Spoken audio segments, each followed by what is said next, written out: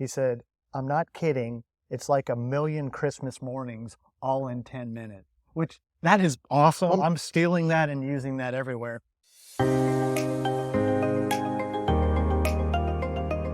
Welcome to the AI Show from Think Labs. In the whirlwind of AI advancements and innovation, we do the deep dives and all the research, so you don't have to. We Fisher-Price the essential news, updates, interviews, and breakthroughs of the week, providing actionable insight that impacts you, your teams, and your companies. Now, let's get started. Here's your hosts, Sam Stanton and Robbie Sawyer. Well, hello and welcome to the AI Show brought to you by Think Labs. Welcome back, Robbie. We made it another week. Another week. It's exciting.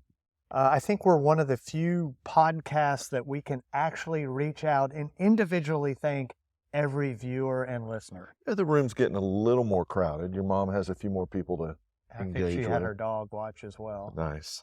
No, actually, it was good fun. We had a few people respond, and I think we're hitting a nerve or sharing things that people are looking for, hopefully anyway.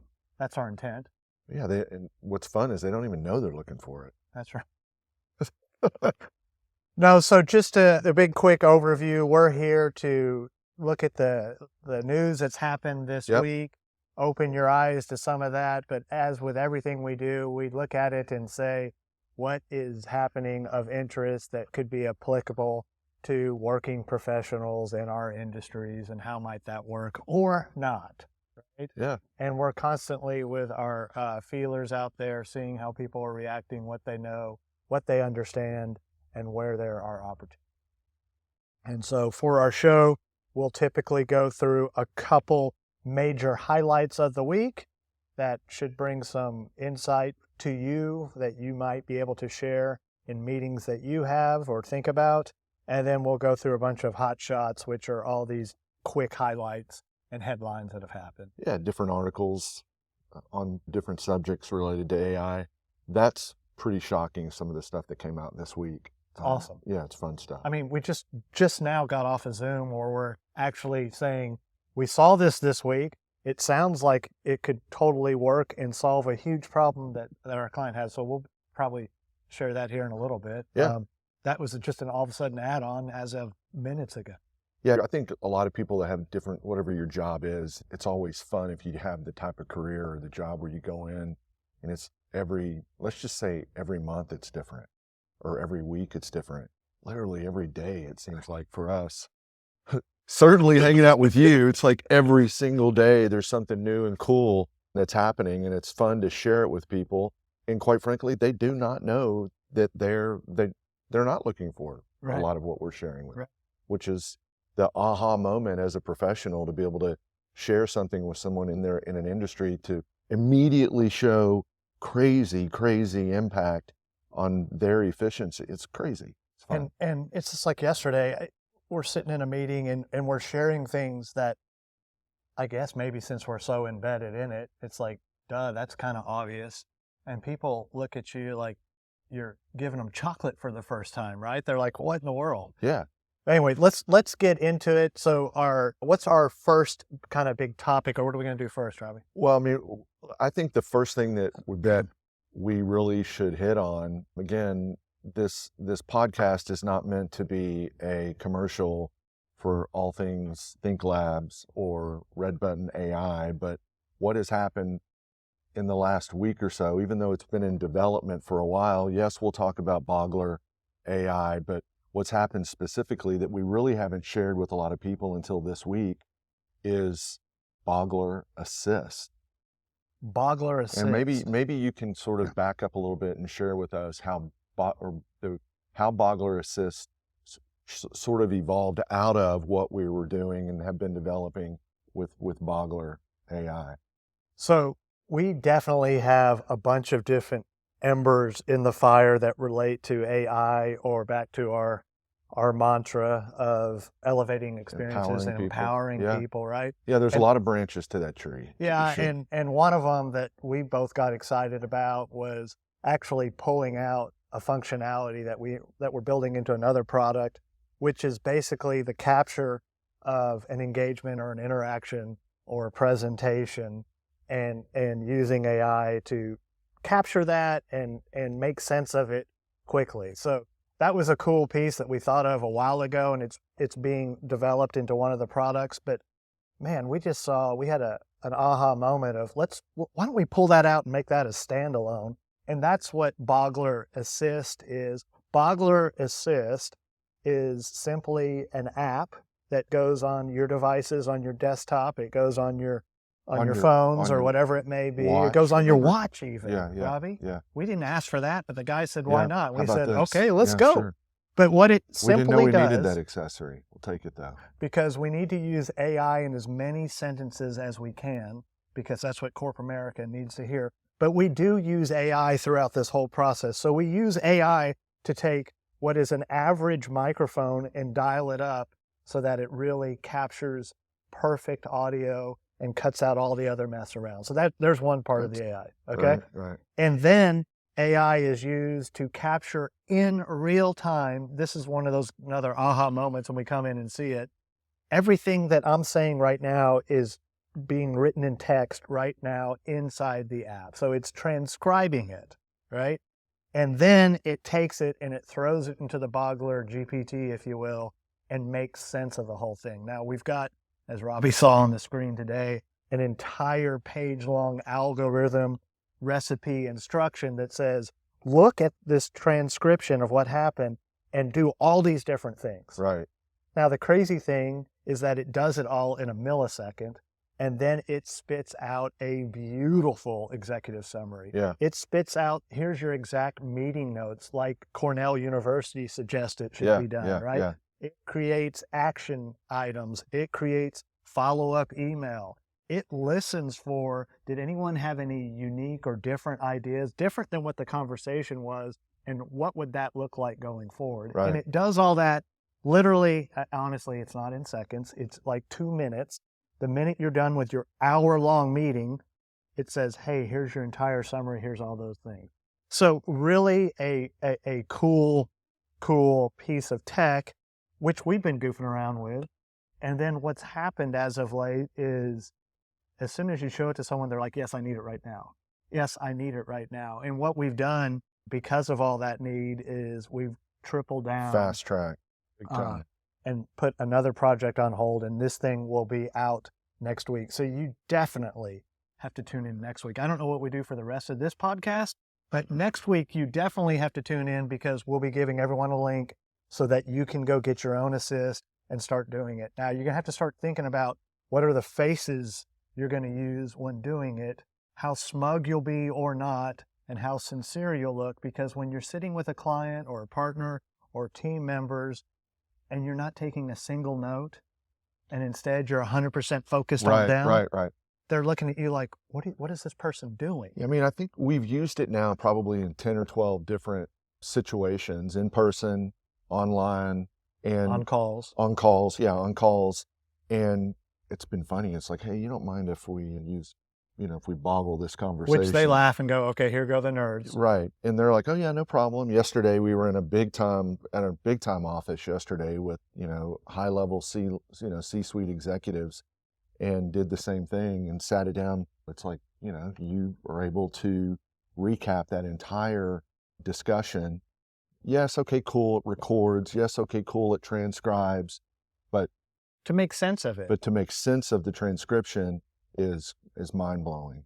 So that's assist. It was funny. I had one quote here. Let me look it up here real quick. When I did share this in prototype with someone so they could have it. Oh, that's funny. Yeah. Sat there in disbelief looking at me. And then the guy said, he later that night, he goes, I can't believe what happened today and what you shared with me. He said, my head is starting to explode.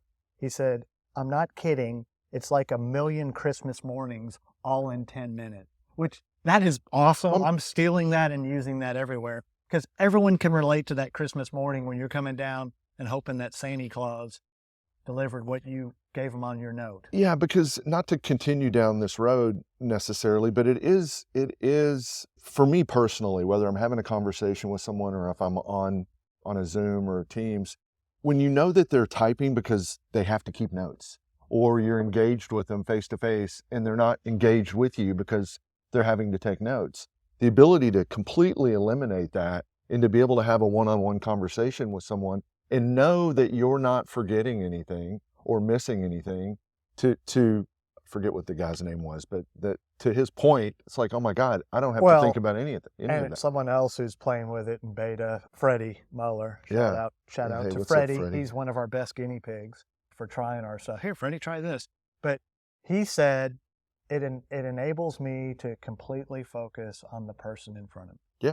Right? Yep. And not on all the other stuff. And then like the science I shared last week, that it's human nature and it's scientific fact that when you're having a conversation, you're trying to figure out what is Sam about to say, and then you're trying to create your reaction to that. And so halfway through me saying anything, like right now, Robbie's not paying attention to anyone, but right now Robbie's trying to come up with a response and not hearing the full extent of my conversation or point. No, I mean, people get locked down with you're introducing yourself, right? And you don't remember their name, right? I'm really good at not doing that. So anyway, that is Assist. Excited, obviously, and excited for you all to have that next week. Yes, it's free. You get a whole hour free. So there you go.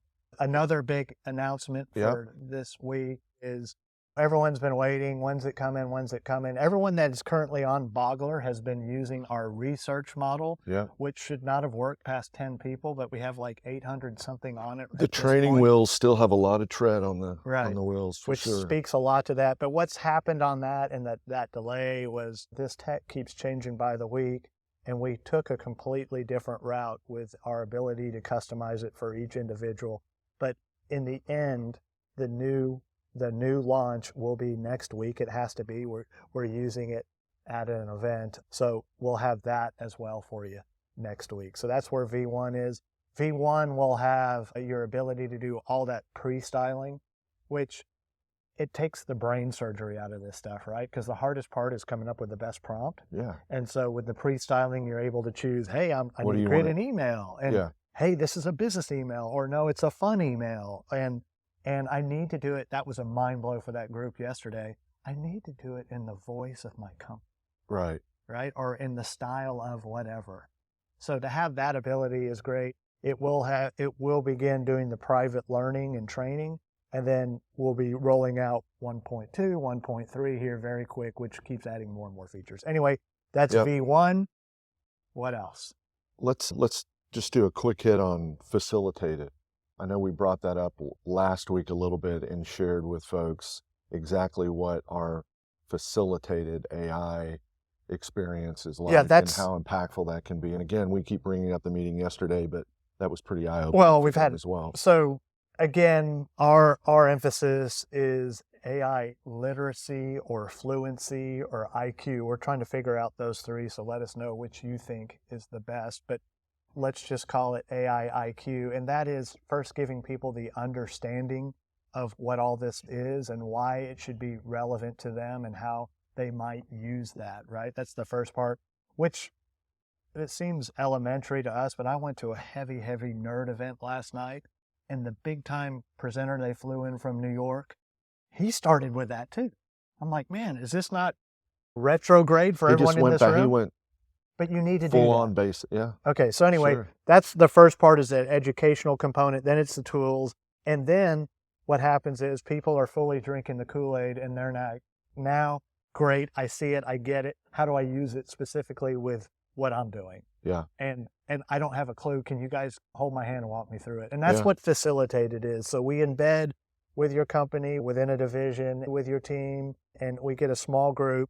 We ask them to identify their biggest time kill, their biggest time suck of the day. Mm-hmm. And we sit there and walk through the process with them, right? Yeah. And we also have Assist on, because again, we're only going to hear half of what they're saying because we're humans, Robbie. Right. Or you remember first what you hear last. Right. Yeah. So we will sit with them and go through the process. And then after we've gone through whatever that is, let's say it's making a proposal for a client, we'll then sit with Assist and walk through it and blueprint. Here is a way to do that same process in literally like 20% of the time, not even less, right? And here's where you'll use different AI elements, whether it's ours or whether it's what your IT department said you have to use. Yeah. Here's how to use that thing. Right. Okay. And then we create the blueprint.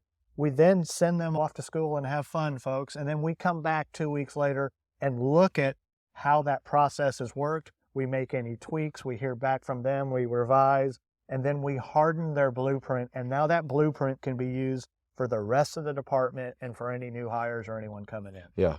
That just goes back to our, how do you eat an elephant? One bite at a time. So with that was a great commercial. No, yeah, it was. But it's not just us saying that. There was an article recently posted, I mean, like this week, I think, by Fast Company magazine, referencing, of all places, Harvard Business School. And they're talking about how AI can literally make tasks 25% faster and can bump up the quality of the work by over 40% by utilizing generative AI. It's amazing to see now how AI is truly is a focus of many executives as it relates to creating and bringing in AI into a professional workflow. Well, it goes back to it's Christmas morning, right? So like in particular with that guy, we did an abbreviated facilitated with him, right? Right. And because all that AI talk's fun, Sam, but let me tell you about my business. And so Can you talk about his business? Can I? Yeah.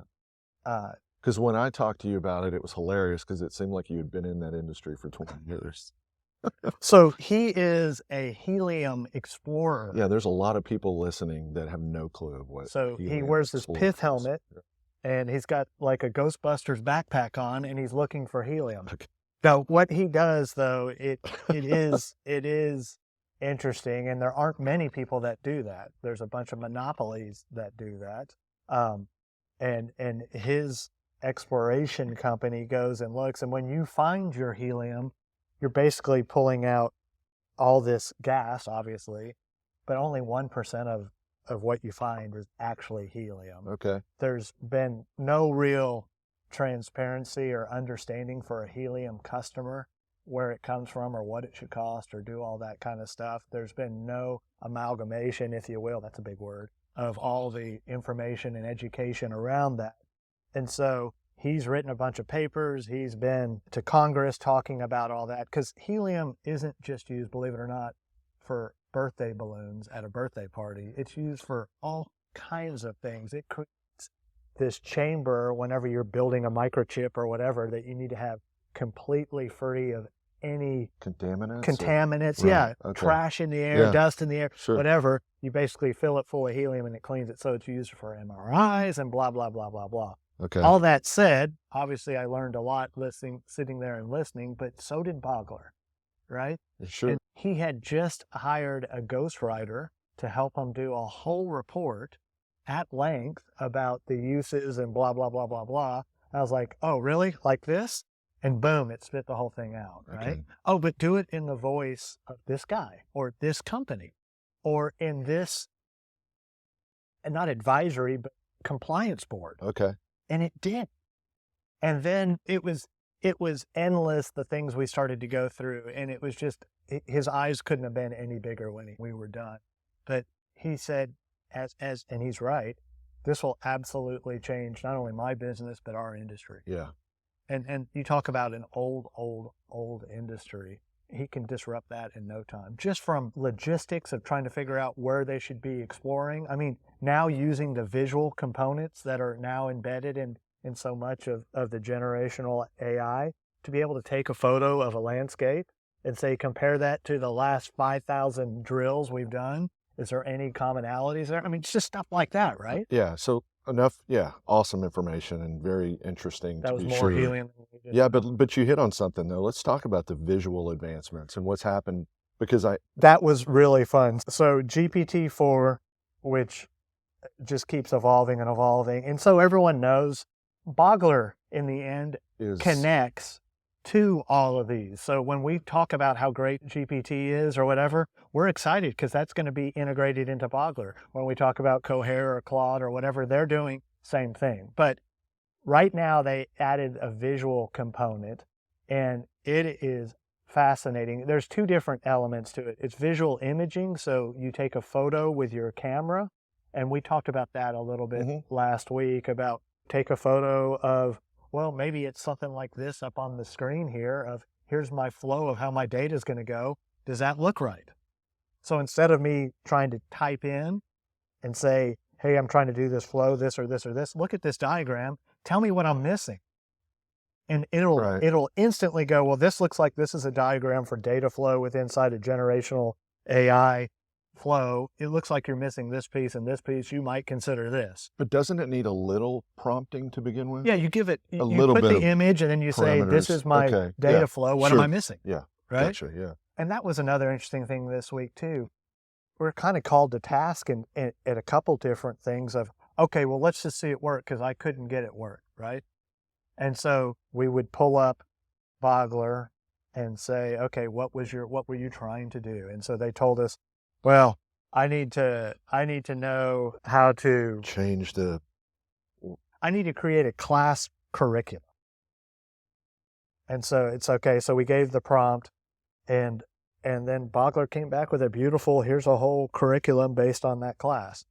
And the response was, well, see, that didn't give me the class notes or any of that stuff.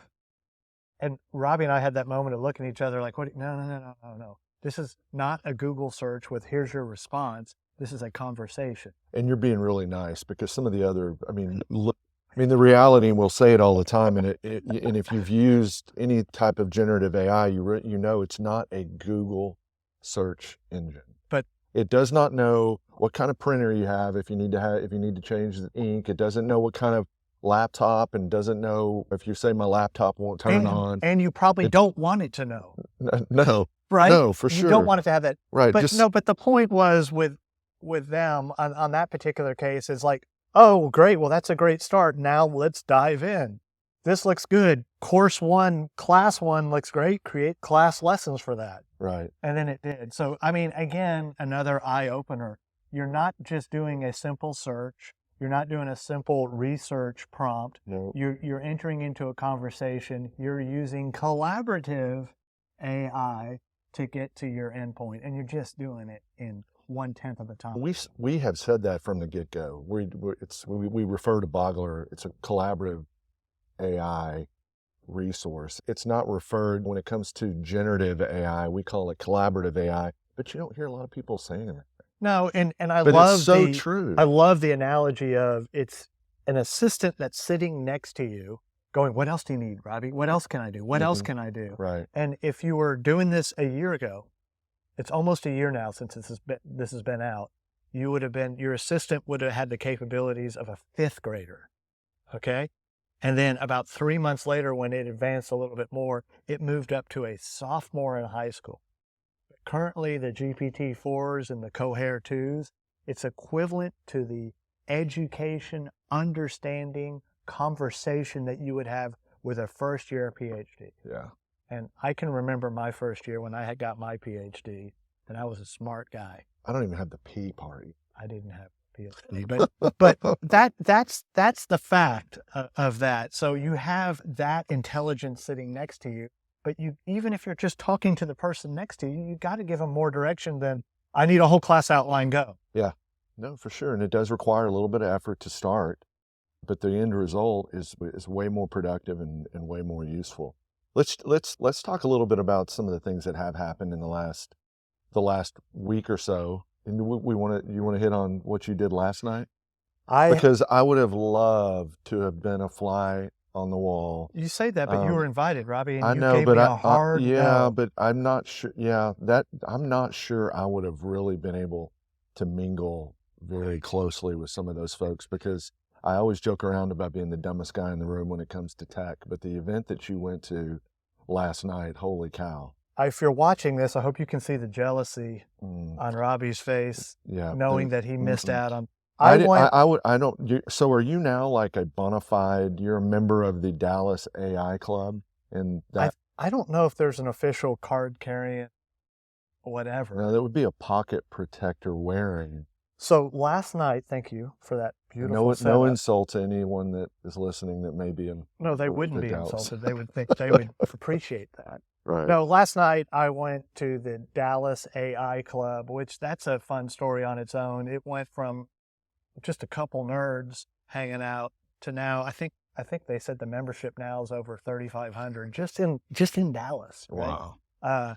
But they do a fantastic job. Shout out to them with bringing in the top minds in the industry and fun networking prior. Fun if you're a nerd. Well, I was going to say Yeah. fun. And then used some pretty loosely. serious deep science. So last night, Robbie, I got to do some neuro-symbolic AI. Yeah, I mean, I got tired head when you actually said that was the subject matter. And I was keeping track of the number of acronyms from RAGs to LLMs to. And you're a huge fan of the acronym. I know, but I kept up with every one of them. Okay.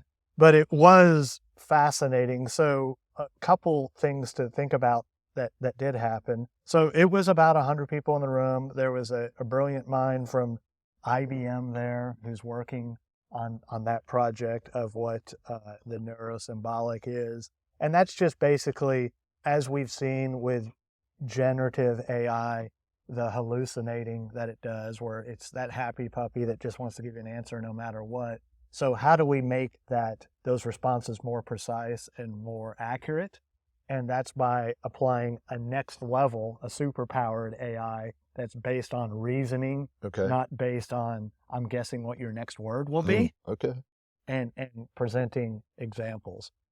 But interesting as that was, the conversations around what was happening there. So one, which was a big takeaway, we've been on this rocket ship of last November, it just keeps going and going, and oh my gosh, it does this and this, and now it does this and this and this.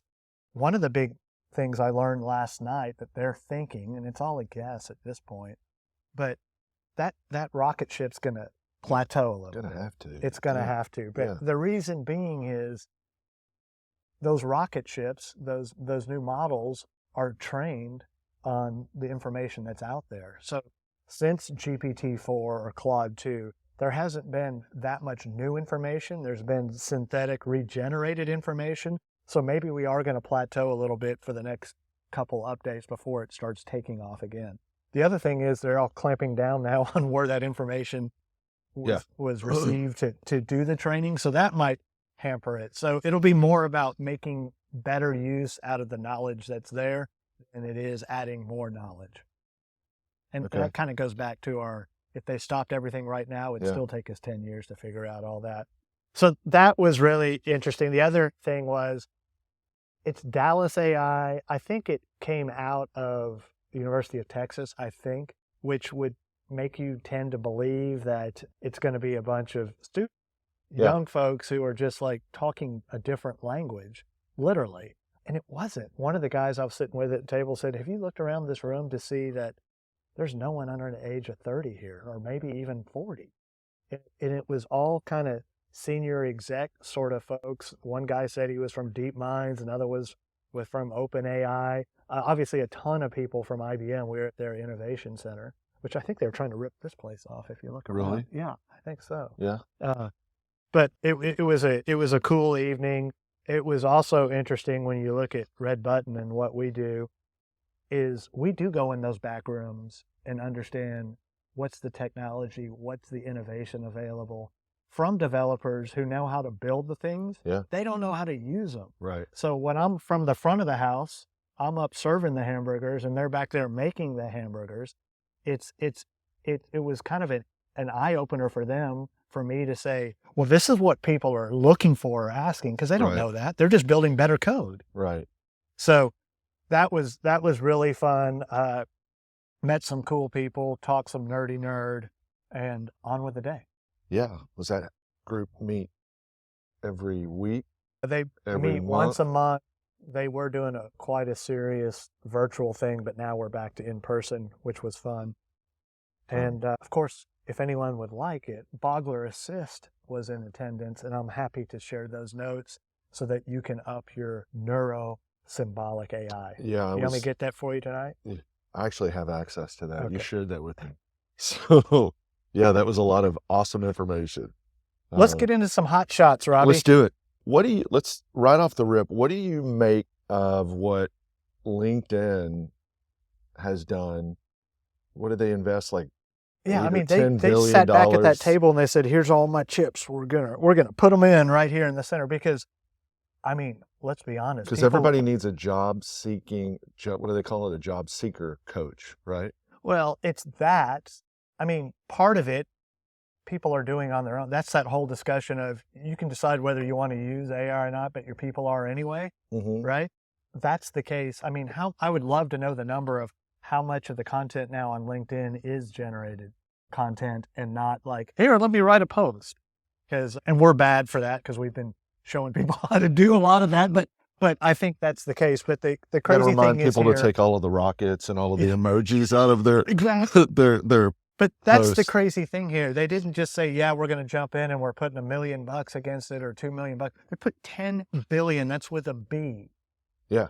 So that was interesting. Well, it's interesting too, because I think they're trying to get ahead of it. They're trying to get ahead of what ultimately is going to come down related to the discussions, the critical discussions around ethics and AI ethics in hiring. And I love your notes here. Well done on that. But 80% of recent signups are from outside the U.S.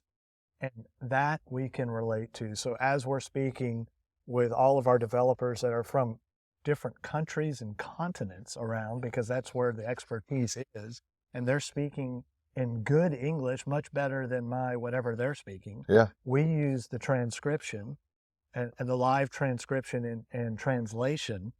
But think about that. If you are someone from outside the U.S. and you want to make sure your content speaks to your potential employer, yeah, having AI to help you do that's a big deal. Yeah, for sure. All right, what's next? Does Forbes know anything about anything? I mean, they're pretty smart, right? Yeah, they've got a magazine or two. They also produced some information on AI and basically boosting team skills. And while it is smart to kick things off with tiny projects and how important it is to start with tiny projects and not just jump in to the deep end if you don't know how to swim. Well, yeah, that goes back to the eat the elephant analogy, right? So they said the market for AI is growing rapidly and companies need to invest in people who can operate and leverage that. Yeah. So yeah, you need to have a team that's focused on that and know you cannot moonlight that because I normally work in another department, but it is doing those tiny pilot groups To get the buy-in. to get the understanding Yeah. and the know-how, Yeah. and then start figuring out how that could work. So that's what they're saying, and I think they had some really good numbers that what percentage of people are focused on that, and Well, that's the future, right? That's what the article is about. yeah, I mean, going back to a commercial, we felt like this article was written on Right. behalf of Facilitated, because this is exactly what we're talking about. Maybe it was written by Boggler. Yeah. The next one, Robbie, this is a happy day in my life because forever I've wanted to be able to use the word quadrillion in a sentence and not have to put my pinky in my mouth, just like a couple of those movies we've seen. So But the UK government yes, and all that entails is investing $273 million to build Isambard AI, right? I think it's Isambard. Is it? Yeah. Okay. The most powerful supercomputer capable of making... Here we go, drum roll. What, Sam? Making what? 200 quadrillion calculations per second, right? And it will use 5,448 Grace Hopper superchips. And, Robbie, it will achieve over 21 exaflops of AI performance. Quit. I'm going to How turn many the lights exaflops out. have you performed with? Who's Grace Hopper? I don't know. I mean, I thought what do you have to do to get a super chip named after you? Well, I think the bigger story here is you talk about all in again, LinkedIn did. Now here's a government doing it, right? They're Yeah. like, hey, we can't be left behind because hello, USA, wave our flag. USA is leading this. It's not China. It's not some Middle Eastern country or Eastern European country. It's the USA. So Yeah. people are doing that. And so that was, that's a big investment. And yes, it's meant to be used for the UK citizens and the applications that they're building there. So they're they're building that out. I'm sure they'll build some LLMs around that. And as an English citizen, thank you very much, Robbie, I'll be able to tap into Make no my mistake about it. exaflops. That one of the only reasons this was brought up was for you to use the word Quadrillion. exaflop and quadrillion. Quadrillion. Yeah. This next one was validated last night, but a latest report too now shows that developers waste over 17.3 hours a week due to technical debt. I love that. Technical debt and bad code. Okay, so go into that a little bit. So that means that they got tired. That means they weren't paying attention. Okay. That means they didn't have the education of what the latest and greatest is. They didn't understand the shortcuts they could be using, Okay. and thus did old school coding and got absolutely blown away by the guy sitting over there eating pizza and sucking on a big gulp. Okay. Because that guy is using Code Talker Okay. or an AI to not only generate the code, but also check it. So- and in doing so is saving almost 20 hours a week. So what does that mean? That means we get Boggler Assist done for next week, Robbie. Okay. That's the only way that happens. Okay. So And currently for GPT, I saw these stats the other day, 40% of the best use cases for GPT right now is for developers. Okay. That's where, because that's where the community it came from, so that kind of makes sense. okay. And then it splits up between another 40% is in business, and then another 10 and another 10. So Code Walker is a type of Code Talker, I believe. Code type is a type of AI droid. It's an AI assistant that works on code. Okay. All right. So, but it's generative AI, and meaning that you don't have to put code into it. You put the language we know, English, right, Yep. into it, saying, I need a piece of code that does this or this or this. Okay. Or I need a code similar to this, but I need it to do this or this. So your prompting is in English. Okay. So that's crazy. And by the way, it is English for now. They're still doing that translation for the coding part. Okay. That was an interesting fact I learned last night too. Very cool. Okay. That is cool. Let's talk about video. Yeah. Let's talk about surveillance video. Yeah, it's AI vision, and God, you saw this So coming. you used an example this morning, talking about grocery stores. Well, so that was last night. So one of the guys I was talking with last night does work with a massive pharmacy company that has 3 letters in its name. Okay. Okay. Sure. And everyone's going to self-checkout, but they're also getting robbed blind for it, because did they take it? Did they actually scan it or not? Did the scan work or not? Maybe they are being legit and it just didn't work, or whatever. They're just trying to get out of there. So that's a great example of using vision, computer vision, to look at what people are grabbing and using and trying to check out with. And using that computer vision, I mean, man, this just switches to driving down the tollway. You're not stopping and saying hi to the clerk and giving them $1 and looking for your change for driving down the tollway. You just drive right through, right? Right. And you've got computer vision taking a picture of your license Yeah. plate. Yep. So now they can take a picture of my Campbell's soup as I go through and then just bill me. Yeah, that just builds on all kinds of things. You think about healthcare surveillance from in a nursing home or in a Imagine in a that. sort So, of- I mean, again, let's talk privacy, but don't think this isn't already happening. Maybe not by us, but by the government. But yeah, imagine someone falling down. And so instead of having that awesome infomercial, I fall in and I can't get up, Yeah. it already knows you have. That's what your Yeah. Apple Watch is doing, right? Yeah. To a great extent. The number of people's lives they've saved because of that. So add the vision to that. Or we were meeting with a restaurateur the other day, and they were trying to decipher the quality and the type of cuts of meat. And the IT guy said, well, could you take a picture of the steak and know what it is? It's like, yeah, and then some. You could also say, how would I best cook this, and for Yeah. how long, and at Yeah. what temperature, Sure. and blah, blah, blah, blah, blah. So now this is becoming what they say multimodal, Mhm. meaning whether it's video or audio or text or a document, whatever it is, that's going to start being your input for it to do its generation. It'll be interesting to see what the balance might be moving forward between AI as a tool for societal good, and then being able to protect privacy and all the elements that go along with it. Well, we had that come out with this week too. The White House signed the AI bill, which I didn't throw in Boggler yet to understand what those. It's not a bill, right?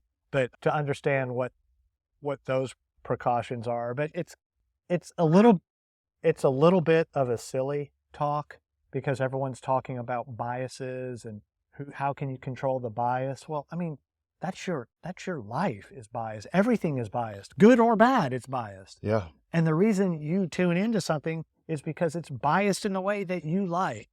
So to try to make a completely homogenized, non-biased thing, I don't even know if that's possible. I mean, you go on a Google search and you search whatever, and it brings you information and provides you information. That's biased. It's biased, yeah, for sure. It's biased by advertisers and biased by Google headquarters, right? I mean, maybe the only thing that's not biased is a baby as it's born, but that immediately gets biased to where's my mom? Right. Right? Oh, look at you. How about that? Where did you pull that out? I just thought of it. Other fun news is we've said again and again and again, don't look at the current situation of what's happening and make decisions that are long-term based on Keep it open-ended, yeah. Because if you look at Google Bard right now, it is a dog. I mean, it does not keep up with any of the others right now.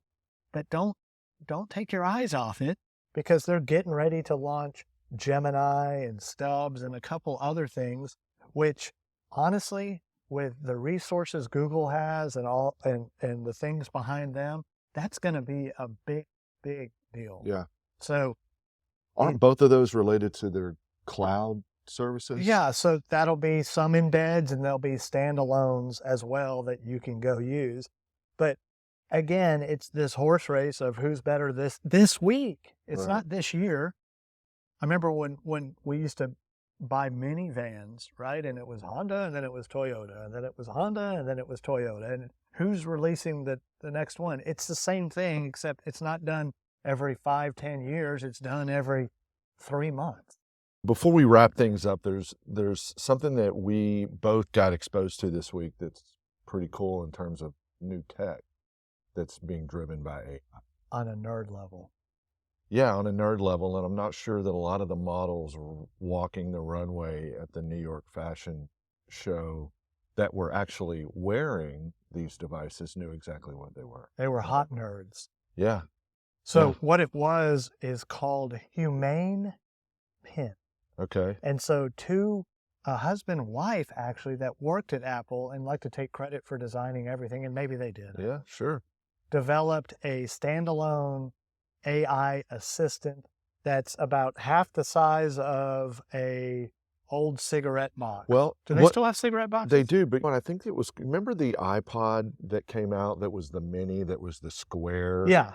Well, it's a little bigger than that. But it was very similar to that, and it was something that you clipped on. I felt like when you put it on your shirt, it's going to drag your shirt down. Yeah, it's going to make it flop over. But what it did, though, or what it does, and it's soon to come out, maybe, I don't know, I think they were looking for like $50 billion worth of investment or something before they don't know, but it is an interesting thing to start thinking about. Basically, the device has vision. It looks at everything that's going on. Yep. It encapsulates that. When your phone rings, you put your hand up like this, and it projects all the information about the phone call on your hand. Like Iron Man Jarvis. Right. Yeah. And it's, hey, tell me what's going on out there. And it takes a visual image of that. It records whatever you want and will summarize what's going on. But here's the big thing, the big question is it's basically Google Glass. And I don't care how you did it or what you said or what you did. You were the biggest freaking nerd ever when you had Google Glass on. And it halfway began, I think we were different times back then. It wasn't that long ago, but it was different times. You halfway got people really anxious, if not plain old pissed off that you were recording them with your funky glasses. Yeah. So now in today's more turbulent times, I can't imagine what people's reactions are going to be to that. Yeah, I mean, it comes down to human nature. I mean, at the end of the day, I think what they're trying to talk about is like you have the ability to wear your AI so that it's always available and accessible to you. But having said that, to your point, I'm not going to be comfortable with saying, hey, hang on just a second. Let me answer the phone because it's ringing. Well, right now, it's I even want to have my phone with me. I'm going to have my phone with me, one. Right. And then two, just like with Assist, we ask people, hey, do you mind if I use my assistant here to capture what we're doing? Right. And I don't know what that is. I know that is right on their front thought right now is how are we addressing that? And I think they call it a trust light or something like that. Okay. Like your microphone here is lit up. Yeah. They're going to put that on, but I don't know if that does it. But anyway, there's a keep cool your TED, eyes open for that. There's a cool TED talk by the founder. Yeah. That is interesting. I mean, he answers his hand in the middle of and the TED talk. We'll put a link in that, and I'll even maybe drop a piece of the video into the podcast. I think it's only maybe going to be $1,000 when they go to market with. Yeah. Just another iPhone. It's iPhone money. All right, well, let's wrap this up. Well, I think we just did, Robbie. Okay. So that is a wrap up for this week. Again, get a lot of sleep in because you're going to need a lot of energy for next week when we start sharing Assist and everyone can start using that and have that big mind blow so that you can have 100 different Christmas mornings in 10 minutes. Nice. Wait. Was that good? All right. Thanks, everyone. Take care. See ya. Thanks for tuning into the AI show from Think Labs. Don't miss out on next week's episode where we'll continue to Fisher-Price the latest in AI that will make impact for you and your organization. Be sure to subscribe so you never miss an update and visit redbutton.ai to learn more about innovation for professionals and organizations. By the way, I'm Boggler, Sam and Robbie's professional assistant that takes care of all their busy work. Ever think about all that repetitive, mind-numbing, time-sucking busy work I could knock out for you? That's it for now. Thanks again for joining. Until next time, make it an awesome week.